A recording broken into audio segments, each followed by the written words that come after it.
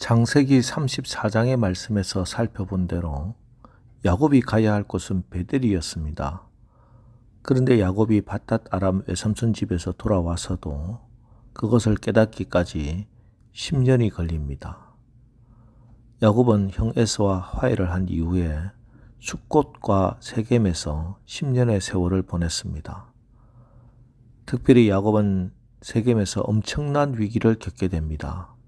야곱 인생길에서 최저점을 지나게 된 것입니다.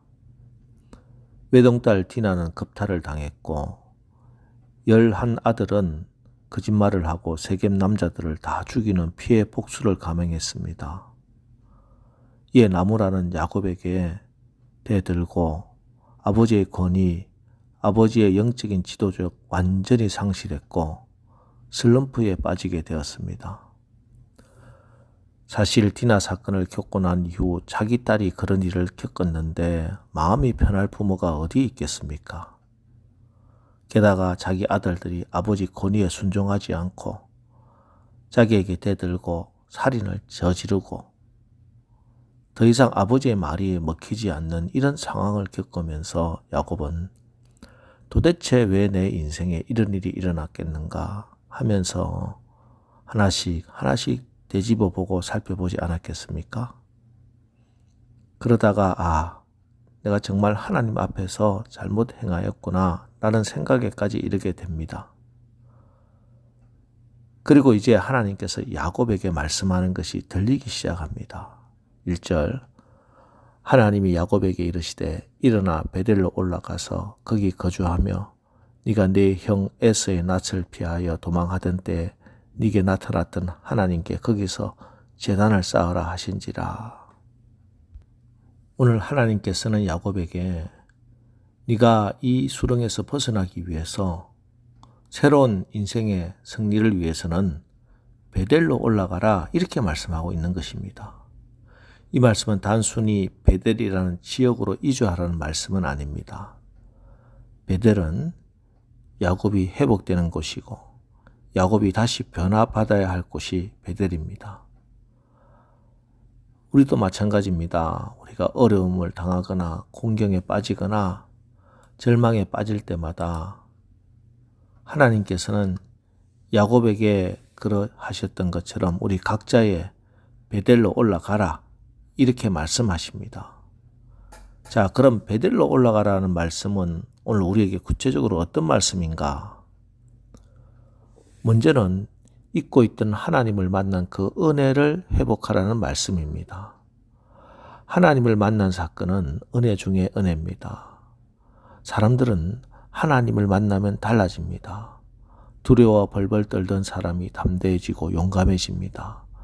낙심에 빠지고 슬픔에 잠긴 사람이 소망이 넘치고 기쁨이 충만해지고 또 인생의 길을 잃고 방황하던 사람이 삶의 목표가 분명해지고 정신을 차린 생활을 합니다. 성경을 보면은 사도 바울도 복음을 전하면서 수많은 고난과 오해와 억울함이 있었습니다. 그러나 그때마다 그는 다메섹에서 만난 예수님을 기억하고 그때 그 은혜로 다시 힘을 얻고 기뻐하며 끝까지 복음을 전하는 사도가 되었습니다. 우리에게도 예수님을 만난 그런 감격스러운 은혜의 체험이 있지 않습니까?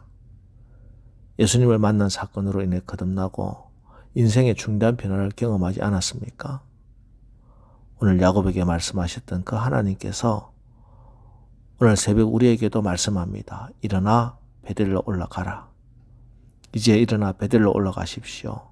하나님을 만났던 그 감격이 생생한 여러분의 베델로 올라가 은혜를 회복하시기 바랍니다. 눈물을 회복하시기 바랍니다. 구원의 기쁨과 감격을 회복하는 오늘 이 새벽 되시기를 주의 이름으로 축원합니다. 두 번째로는 잊고 있던 하나님이 주신 사명을 감당하라 하는 말씀입니다. 하나님은 야곱을 복의 근원으로 삼고 싶어 하십니다. 그래서 야곱을 통해 많은 사람에게 복을 주고 싶어 하십니다. 그런데 야곱이 세겜성에서 하몰과 사돈이나 맺고 동화되어 살다면은 그 사명 어떻게 되겠습니까? 그래서 하나님께서는 거기서 내모시는 것입니다. 여러분, 사명은 편안하게 사는 것보다 훨씬 중요합니다. 부유하게 살며 혼자서 많은 것 누리는 것보다 사명이 훨씬 더 중요합니다. 그래서 우리는 세상과 타협하면서 평범하게 살 수 없습니다. 자기만 위해서 다 있고 아무렇게나 살 수 없습니다. 여러분, 하나님께서는 저와 여러분을 통해 예수 그리스도의 구원의 은혜가 온 세상으로 흘러가게 하고 싶어 하십니다. 이것이 우리에게 주신 사명이고 존재의 목적입니다. 세속의 자신을 아무렇게나 내던지지 말고 거룩함을 지키기 위해서 베델로 올라가야 합니다. 복의 근원이 되어서 하나님께서 나를 통해 복 주고 싶어 하는 사람들을 행복하게 만들고 잘되게 만들고 하나님의 놀라운 선물을 받아 누리게 하기 위해서 우리가 베델로 올라가야 합니다. 여러분, 그동안 잊고 있던 사명이 무엇입니까? 무엇을 위해 살도록 하나님께서 여러분에게 말씀하셨습니까?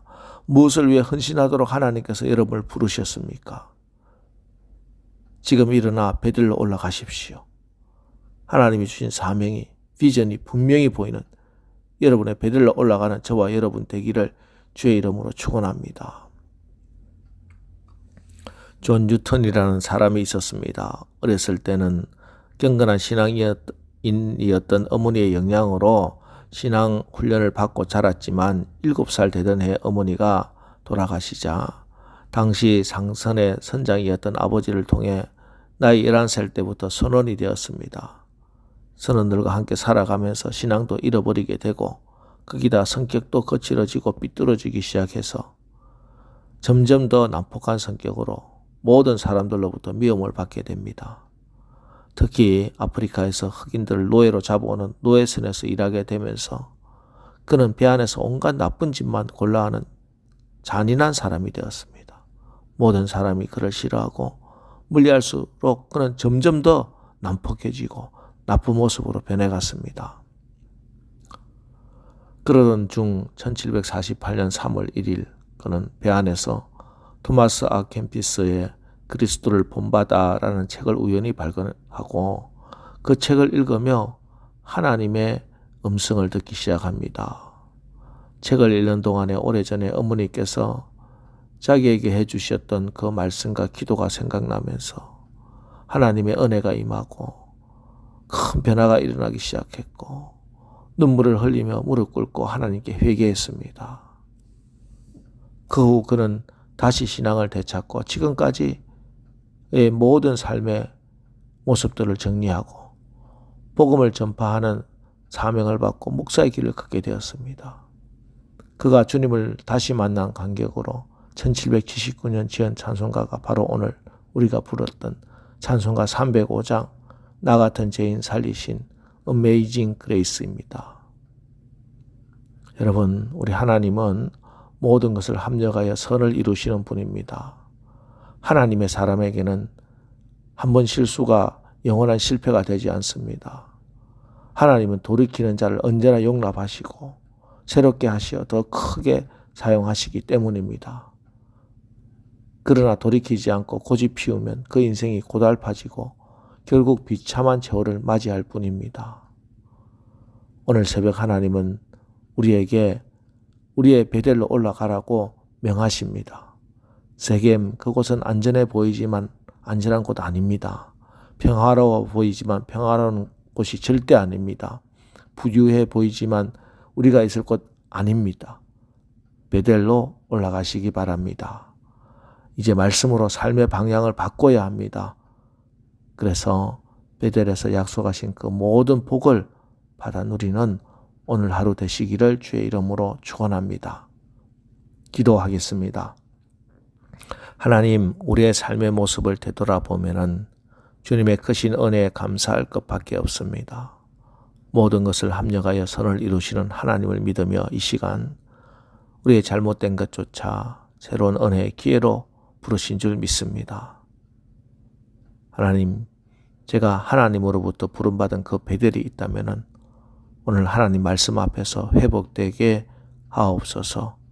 내가 받았던 그 은혜가 회복되게 하여 주시옵소서. 신앙생활 가운데 받은 상처로 오염된 나의 신앙을 순수하던 그 신앙으로 돌이켜 주옵소서. 잃어버렸던 소명이 회복되고 하나님께 서원했음에도 여러 핑계로 묵살한 서원들도 회복되게 하여 주시옵소서. 오늘 나의 신앙의 삶이 새로운 뉴턴의 기회가 되게 하여 주시옵소서. 예수님의 이름으로 기도합니다. 아멘. 이제 오늘 하루도 우리가 나의 베델을 발견하게 하시고 또 그 베델로 올라가게 하옵소서. 나의 신앙의 삶의 새로운 뉴턴의 기회가 되게 하옵소서. 오늘 말씀을 의지하여 우리 다 같이 기도하고 나가겠습니다. 우리 기도하겠습니다.